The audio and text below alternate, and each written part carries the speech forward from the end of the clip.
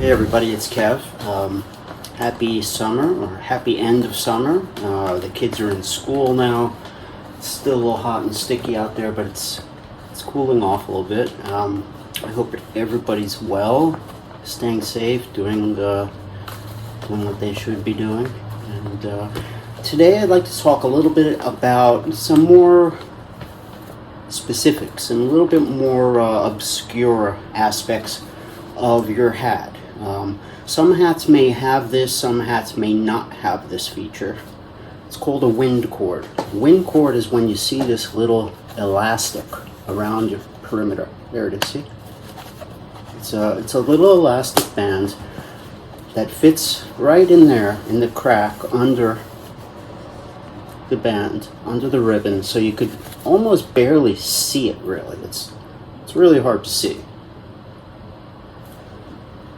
Here's a little better view of it. You can see how it goes. It goes around the perimeter of the hat. Okay, it can ride up, sort of ride up onto the ribbon very easily, like this. Happens a lot, especially if you don't have the right tension in it, or if your hat is stretched out and more sort of letter A shaped, it's easy for it to creep up that hill. So in other words, if you have a nice right angle here, it stays in this slot. But if your hat is getting stretched, that right angle turns into a hill, and then it just creeps up the hill and starts. So yeah, getting your flange back by just sort of, doing that with the steamer, pushing it back, putting your fingers down there, press on the table, push the back, steam it back up. You'll get your flange back. It'll stay put more. All right, how do you work the wind cord? And what is it for? What's the deal? All right. A lot of times also you might get gaps between the wind cord there. It can be either from the wind cord being too loose, not tight enough, or sometimes the ribbon itself just needs pushing down like that. See? You just push it down. It's attached by a few stitches. So the in between the stitches can ride up. One reason why that happens, again, if your hat is stretched out, doesn't have a right angle here, it's more like a hill. Like that. Yeah, you get what I'm saying? Okay. The flange starts getting messed up too. Now, the wind cord is from back in the days when people used to carry briefcases and umbrellas and stuff like that. Now, on a very windy or a stormy day, you don't want to have to walk home all the way holding your hat like this. Oh, it might blow off. I gotta hold it. Oh, man. You need one hand for the umbrella, and you might need another hand for your briefcase. So how are you going to hold the hat too? All right, this is what you do. First of all, you buy your hat at a good tightness where it can lock down at the eyebrow. Okay, you're going to wear it above the brow bone, so it's nice, snug, just snug, not tight. So you don't have to stay on, but in the event of like a strong wind, a storm, or maybe a train, subway is passing you really close, you pull your hat down to your brow where your head is widest, okay? And you put your head down so the wind doesn't get under it. That's how you keep it from blowing away. If the hat is too loose at the brow bone, you adjust it by putting foam underneath the sweatband in the back. You pick up the sweatband, you put a little foam in the back. I like to use 2 3/8 inch polyfoam weather seal. It's like $6 or something on the internet. You could get it. All right. HomeDepot.com I think has it. All right. Now, this thing is a bungee cord. What it does is it keeps your hat on, and it keeps it from blowing away, basically. So the hat might blow off your head, but it's still attached to you like a surfer's leash. A surfer like puts a leash around his ankle, and then a big rope attaches to his surfboard. So if he loses the board in the ocean, he wipes out or something, it's still close by. It's like 6 or 7 feet closer to him, and rather than just 100 yards away or something. So it's the same idea. It works with a leash effect. Now everybody's thinking, what do? You put it under your chin or something? I don't know. Everybody sort of starts guessing at this point. Okay, here's how you work it. You take this, okay, you just pull it off the crown, and then you're left with a slip knot. think that's called a lark's tongue knot, I think. Alright, it's like a noose effect. See? It gets tighter when you pull on it. And you could open it up. Okay, what you do is you take it off the hat, okay? You put your finger in it and make this as small as you can, right around your finger, like that, okay? Not smaller than that, just around the finger, like a ring. Then take it off. Then what you do, while you're wearing the hat, okay, you take the button and you put it through on your collar, the lapel buttonhole. You know where you put the little carnations in? On the lapel of your overcoat and on your suit jackets and blazers, there's a little buttonhole, right? A little finished buttonhole where generally people put things like a little carnation or maybe a rose when you're getting married or something. Okay, the purpose of that hole is for wind cords. That's why those buttonholes are there. Going back to the days where everybody wore a hat, you know, people needed these things. Like when people wore pocket watches, they had that little pocket in the Levi's jeans so that you could, you know, keep your pocket watch in there and stuff. Now, you don't see that many people wearing fedoras and holding briefcases and umbrellas, but there are some people who still do that stuff. Maybe they just want to have a hand free. They don't want to walk around holding the hat like this, you know. So the idea is, yeah, take it off, you put it around your finger, slip it off, take that, and either on your overcoat or on your blazer, you put that button through the buttonhole. So the idea, if the hat gets away from you, it's still attached to you, okay? That's the idea. It doesn't go floating away down the street in mud puddles, it doesn't get muddy, it doesn't get salt on it from snow, and it doesn't get run over by a car, and you don't have to chase it. So, you know, how many people actually use these things? I'm going to say not that many, probably, but it's a feature that you're going to see on European brand hats a lot, and higher end hats. It's just a little extra something they give you, you know, like a real silk lining, or, you know, just little extras, sort of like a custom hat, a custom option. Okay, like for instance, when we order this hat, we have to pay, you know, to get a logo on there, to get a bound edge, to get a band on there. You know, we pick all the colors. There's 2 width bands you could choose from. Do we want a logo? We want a logo inside on the sweatband. Do we want a logo on the satin lining inside?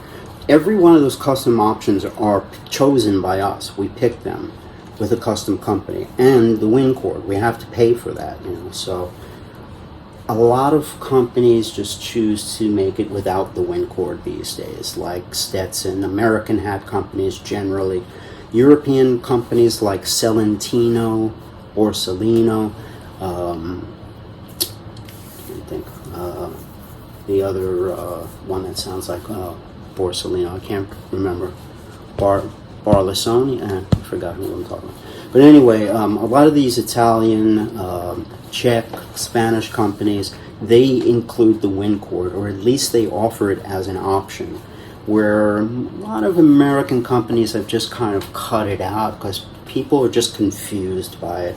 You know, it starts riding up a lot like this. That's like a common thing. They ride up a lot. First of all, people don't know how to use them, so when they come off, they don't know what to do with it. So, you know, like 9 out of 10 wind cords that I generally get in, and maybe not 9, maybe like 7 out of 10, people take this and then they just sort of like wrap it around once and then they tie it to something, like they tie it to itself here. They just don't know what to do with it, so I have to unknot it and stuff. So basically you got your slip knot, okay? It's attached at the bow there, okay? You take this and you open it so it's big as a crown or bigger. Put it on. Okay, then now you just go back towards the back of the hat. Hold the bow. That tightens it. Moving it back tightens it. Moving it forward gives it more slack. So you want it to be tight enough that it's going to stay down in that little crease. You have to use your fingernail or something, just get it in there. Bam, you're good. wind cord set. It generally resides by the bow here somewhere, depending on how much stretchiness is in it, and how you know, sometimes they're made out of string, not elastic, so it has to go where it has to go. And those strings tend to like stretch out, so throughout the years they start moving, you know. It goes to like a weird place because a lot of these things stretch out, the elastic and the strings. So try not to stretch it, you know, don't touch it if you don't think you're going to use it. You don't know, you know, what's up. Just tuck it in there. If you feel, you know, you're never going to use it and you don't even like the button there, you could just yank it off. You know, you just basically take it off. These remove easily. You just grab the string real close to right there and just pull it off. There's one little string. That's another thing I have to get to. Excuse me, there's construction in the building here. Finally got better sound, and now you can hear they're doing construction. Alright, here's another thing. If you have this feature on your hat and you want to show this off to your friends, okay, a lot of people want to do that. They're like, hey, you know, it's like a great conversation thing. You stand around, guess what? Can anybody name what this button is for and how you use it? You know, and nobody can say. They'll, if anything, if they get close enough to it, they'll say it's a chin strap, you know. But anyway, nobody can tell. So you want to show them what it's for. So you take the thing off and you demonstrate, right? You drop it, boom, and what will happen is the hat will fall off the string and land on the floor, and everybody's going to laugh at you. We're all going to laugh. Yeah. Just remembering that movie. Carrie with John Travolta and the pig's blood. Yeah, the stitch that they give you is not that strong. So if you want to demonstrate it, okay, don't let it bounce. Just let it go gently and let it yo-yo down. Don't let it do a bounce, because that pulling, that jerk is going to rip the stitch. What you need to do is reinforce the stitch. You look inside the hat and you find where the stitches are, and then you just reinforce it. Just put like, you know, 2, 3, 4 stitches and make it nice and strong. You could even cover it with a little piece of tiny little square of duct tape or something, and then the lining goes over that, you know, so you'll never see the stitches or the duct tape. It's under the lining, you know, under the silk lining. You have to peel back the leather and then peel back the lining to reinforce it. But it takes 10 seconds. It's real easy for anybody who knows how to sew. You got to reinforce it good with at least 2, 3 stitches if you want it to be strong and really take a good, you know, strong wind bounce. If it's going to bounce on that elastic, you got to reinforce the string. Otherwise, yeah, they're all going to laugh at you. It's going to fall and just on the floor, and you'll be like, well, it was supposed to, you know, be a bungee, and like Kevin said. So, like I said, don't let it bounce unless you reinforce that string. Nowadays, these things are mostly for show. They're not that strong. They don't put like, you know, a whole bunch of good stitches in there. There's just one, you know, nice little tack stitch, and that's it. So it's mostly for show. But it can work. It can be very effective if you just put a couple extra stitches in there. And believe me, you don't have to be scared of it. It's simple to do. All you have to do is first peel back the leather, then take the silk lining and just push it aside a little, and then you'll see the stitches in there. You just go in through the stitches, okay, and then out right here, right in there, right where the thing is attached, the elastic's attached right there, and then go out and then go back in the same place, and then go out where the stitches are, and just do like 2, 3, you know, kind of reinforce it. I even like to reinforce it doubly by putting like a little strip of silver duct tape over it. You know, not a full width of it. I just cut like a little mini band-aid size or something, you know, a little tiny piece. And then I cover all the stitches and I press it real hard. So, you know, that thing's not going anywhere. It's like really strong. And you put the lining back over, you know, put it back, leather. It's invisible. It's a completely clean modification where nobody can see. But your wind cord will actually work. Okay. let's talk a little bit about bands. Okay, that's funny. You see that? That is very typical. Let me show you that thing. Let me get a little bit more light, guys. Excuse me. All right. Do you see that right over there? This is something very typical you're going to see on Stetson hats and Dobbs hats and stuff. This is nylon thread. They use it to tack here, here, here, here, now here, here, here, here. There's stitches all over this hat, okay? It's a see-through nylon thread. There's also stitches on your bands, right there, okay? The really strong stitches are done with that nylon stuff. It looks like fishing line. It's super strong, okay? Here it is. Super, super strong, but the people who are trained to clip it at the ends, you know, like the people who do the really last final adjustments on your hat, they tend to do it like they cut it really, really fast, you know.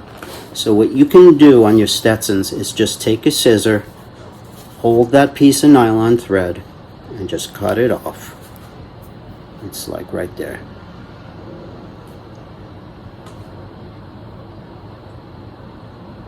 Nylon thread. Let's see if I could get it to focus.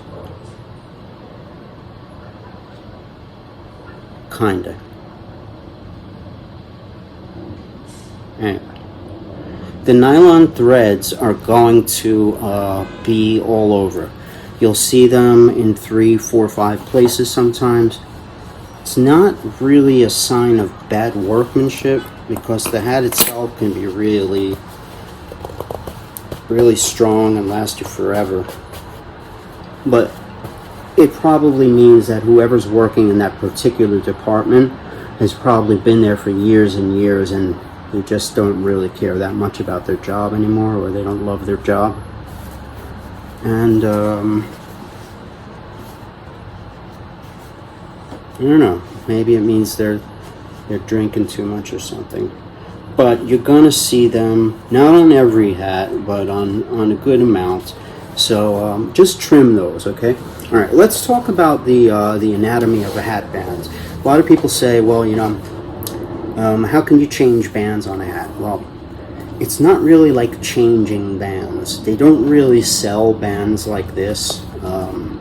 If you're a hat company and you're making like, you know, 15 different bands, you know, like you have gray bands, black bands, white bands, cream bands, whatever, charcoal bands, dark beige, cinnamon color bands, you're going to have those in your factory, but you can't really go and just buy these bands and just put it on. What you do is you buy a roll of ribbon, okay? You go to a ribbon shop, you can say, some good ribbon shops will say, okay, you know, I'll take a yard of that. Maybe they have a 3-yard minimum or something, but you could buy a yard, you know, just 3 feet of ribbon. That's enough to do a hat bow, and you know, a hat band and bow. What you do is you buy the ribbon. It should be grosgrain ribbon. This is grosgrain. Now, why do you need grosgrain? It's not so much because it's traditional and it's got that kind of real look with those grains, you know, it's got those little lines in it. Okay, it does give it an authentic look, just like doing a good bow with little pleats and stuff, a double bow. Those things give you authenticity, you know, the centerpiece, the cross piece, the way it's done here. It's not just one piece of ribbon, it's 2 pieces, and then they're hemmed on the sides too. There's a reason why they use grosgrain. Okay, grosgrain ribbon is hemmed on each side. You see the stitches? So it's closed. A lot of ribbon you buy is not closed here. It's just loose. So in other words, you could start pulling little threads off it and it will never really seal unless you fold it over and hem the entire thing. So these are finished on each side. So it's, you know, you're saving a major step. There's no reason why you should buy ribbon that's not hemmed. So if you're going to buy something like unusual, like let's say you find like Mr. Peanut fabric ribbon, or you find something like velvet, you wanted, you know, black velvet or something, that ribbon is probably not going to be finished on both sides. So you're making the hat maker have to take that whole long thing of ribbon, fold over the edge of it the whole way down evenly, and iron it down and stuff, you know, do it on both sides. He's going to have to fold this over, iron it, the other side, and get everything perfectly even. It's very, very hard to do, and it's just unnecessary. But you know, if you want something unusual like velvet or something, there's going to be no choice. You know, that stuff generally is not closed on both sides. But yeah, you get grosgrain ribbon, G-R-O-S-S, grosgrain, it's pronounced grosgrain. You buy this stuff, okay? What you do is you choose a width, you choose a color, okay? The first thing is you should know is that this part here, the band, okay, is one piece, and the bow is another piece. So the way it works is, okay, let's say this is the bow. Okay, this is the bow.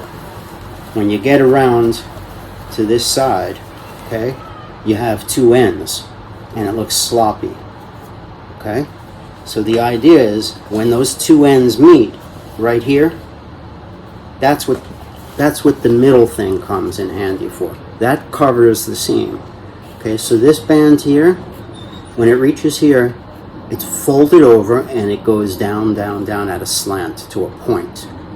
Okay, this side, they start folding it over diagonally under the bow now. That's what's going on. It's folded over and it comes to a little point here. And then the two ribbons meet right here with a kind of a, you know, sort of a thing like this, kind of skinny. Then you make, okay, let's take the pin out. It's just a pin, okay? Then you make this cross piece. The cross piece is just another piece of ribbon, okay? You just get like a, you know, a little piece of ribbon like that, and you fold it over on one side, you hem it over on the other side.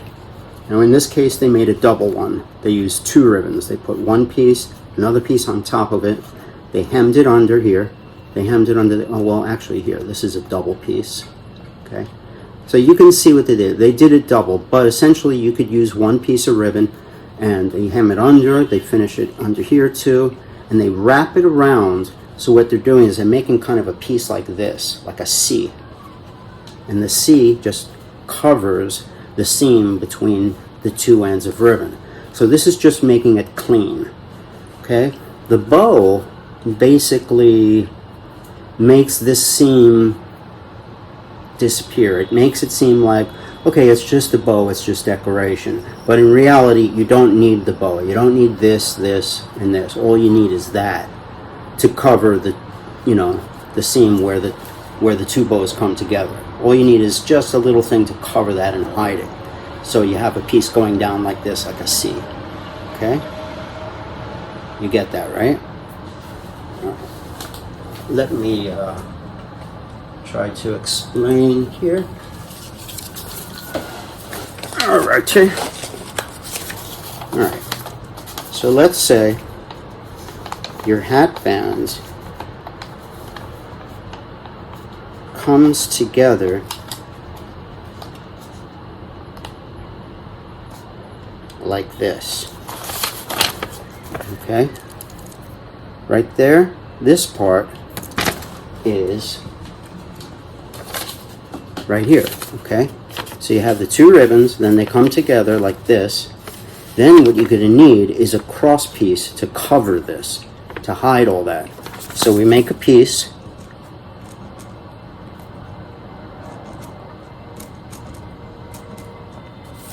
To cover it up. So it basically just looks like finished. So you're not seeing the little, you know, sewing and kind of rough part underneath it, okay? Now that thing sometimes looks a little awkward, so what they do is they turn that whole thing into a bow to kind of, I don't know, kind of give it a more finished look. So they add the two pieces on the side, okay? Now what this is one piece of ribbon, okay, that's cinched in the middle. And the reason why you kind of push it together in the middle is to give it the pleated look. So let's give it some pleats here. Okay, you see like these pleats? All right, let's look at it. See the pleats, right? All right, so this is one piece of ribbon, hemmed on that side, folded under, hemmed on that side. Okay, remember it's already closed on these ends, okay?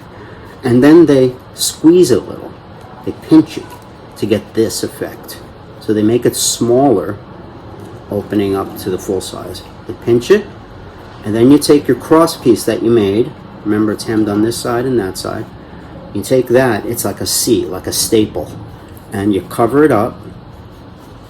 So you're covering up basically the band, the bow, which is pinched, and then you put this over everything. So that's a third piece.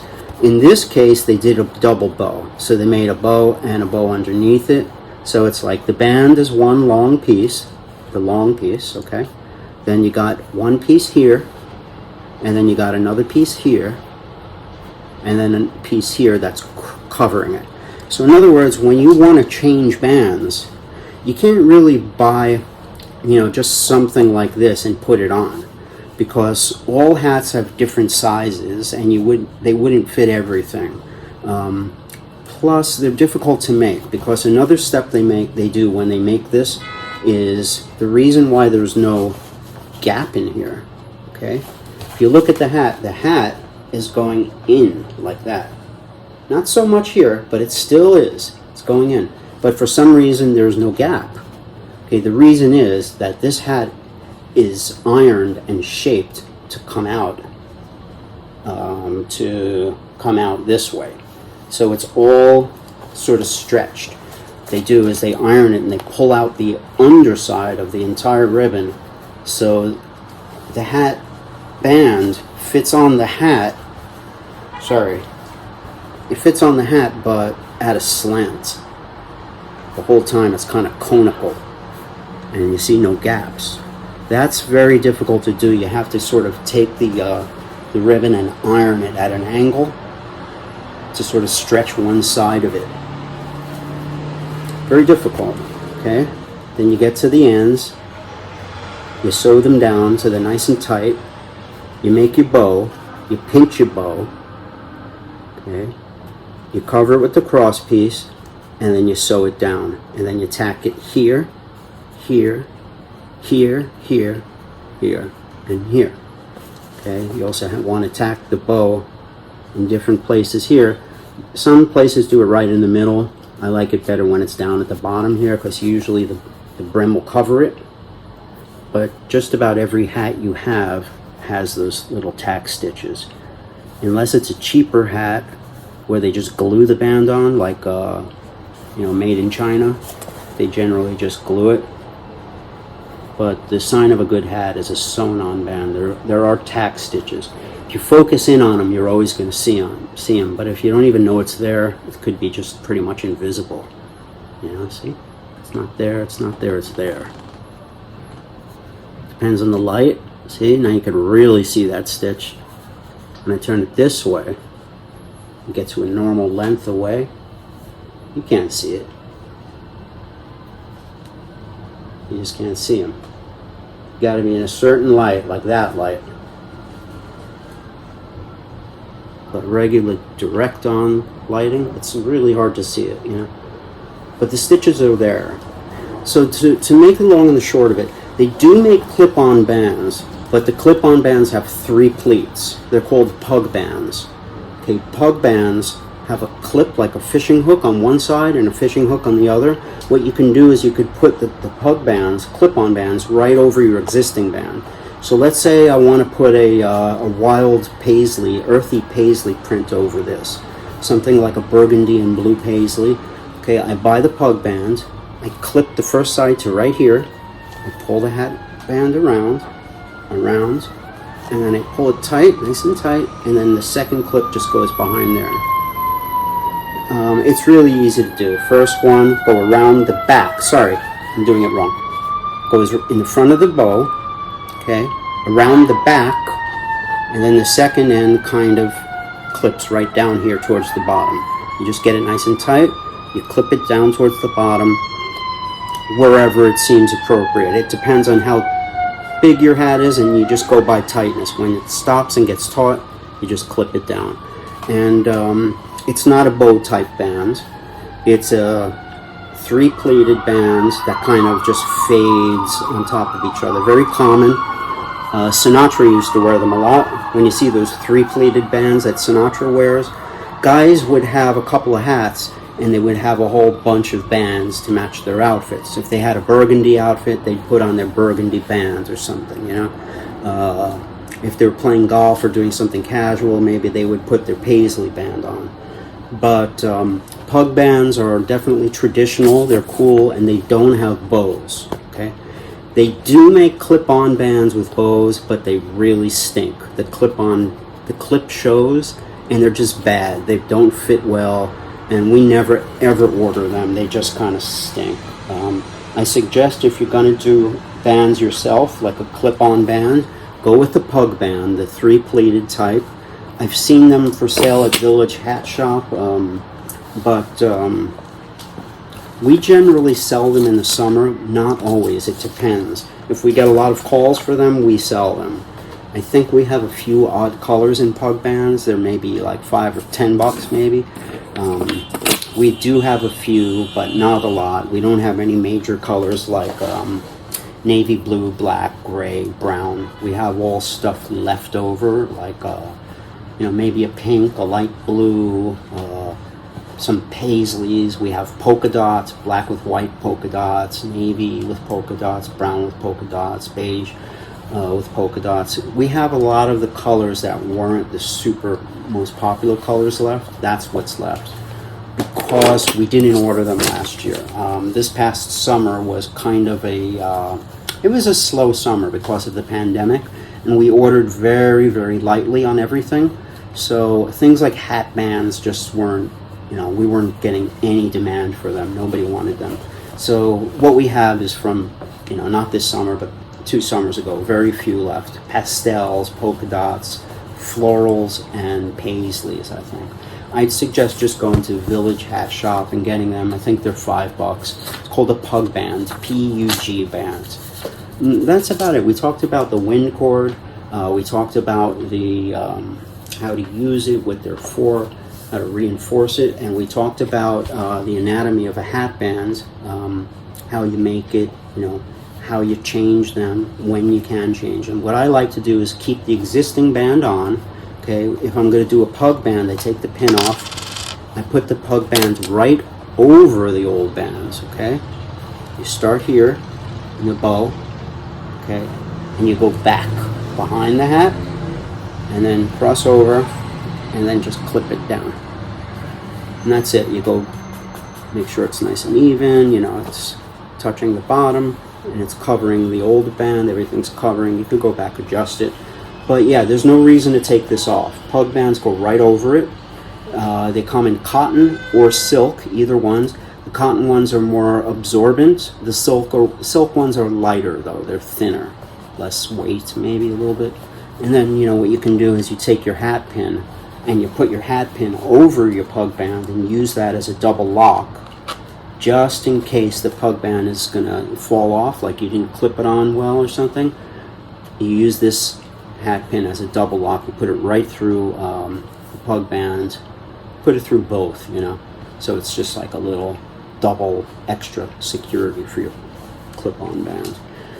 Let's say you want to give your hat kind of a Hendrix look or something, you know what I'm saying? You could get your wild polka dot band or paisley band. You can do a different crease for the day or something, give it a little, you know, douce tray look like that. Put a crazy band on it, and then your hat is just different for a day.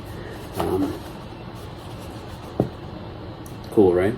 Yeah, douce tray. You can also do it this way, like a compass. You put one finger right in the center, the other right there, and then just kind of go slanted and just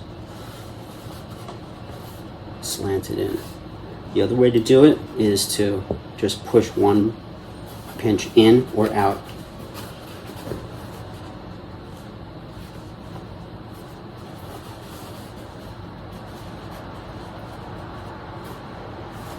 And take it out, you just pull it back out. Be good. Completely reversible kind of thing. I like to do the old compass method. It's kind of like, and you could go back and adjust it, make it as high or low as you want. You could even do the other side pinch, keep that in. And keep that pinch in. Like that. Or you can take this pinch out. I like it out personally. It's cleaner looking. You just push it out, that's it. Pinch in, just like that.